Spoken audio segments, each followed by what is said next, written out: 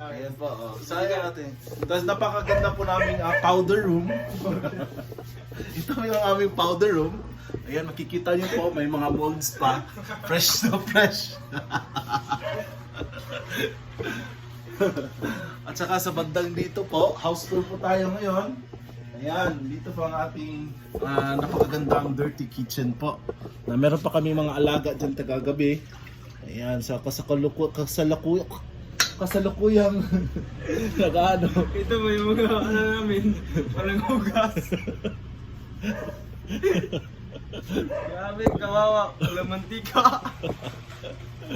Meron tayong mga Kami dito, bro, used oil. used oil po yung ginagamit namin para healthy po. Bilis pakdo.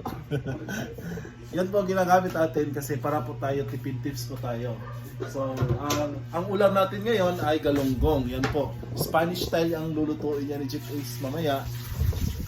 So, dito tayo sa napakalinis nating lavatory. Ayan. Oh, as you can see, Hispanic style po yung ating tiles. Ayan po.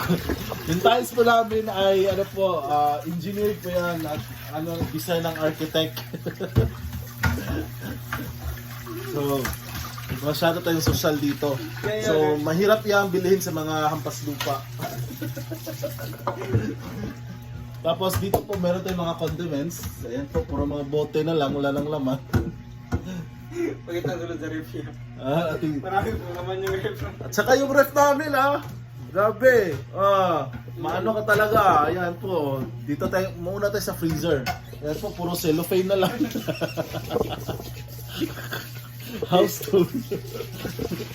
Ayan. At meron kami yung french fries. Isang kumkum na lang. Dito naman tayo sa bandang chiller. Ayan! Nag-iisang tubig. Walang refill. At dito pa tayo. Ayan po. Ang dami naming mga laman. Yung sala yun. Simi-sala, simi-budiga. Dito tayo sa ating living room. It was aesthetic po ito. Pagkaka-design. Ayan po, ito po yung chair natin. Ayan po, napakamahal po nito. Ayan o, umiikot. Ilan lang po yan. Daming kuting. Ang daming kuting. Uy, wala nang kuting. Daga na lang. So dito, banda rito po, ito yung mga inventory natin.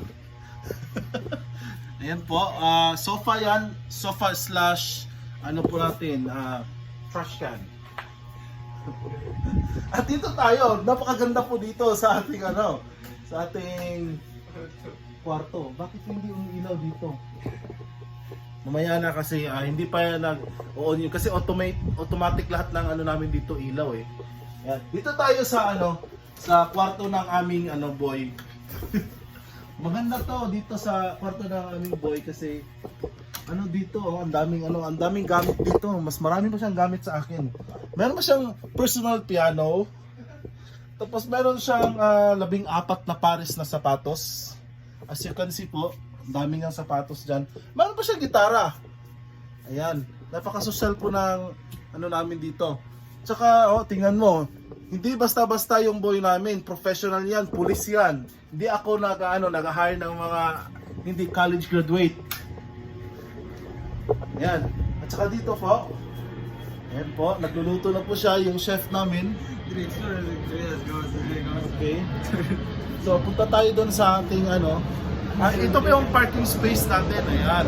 Napakalaki po yan. Mga 10 square meter po yan. Malaki yung space na yan. At saka, okay yan. Okay yan. Ayan. Used oil po yung ginagamit namin kasi healthy yan eh.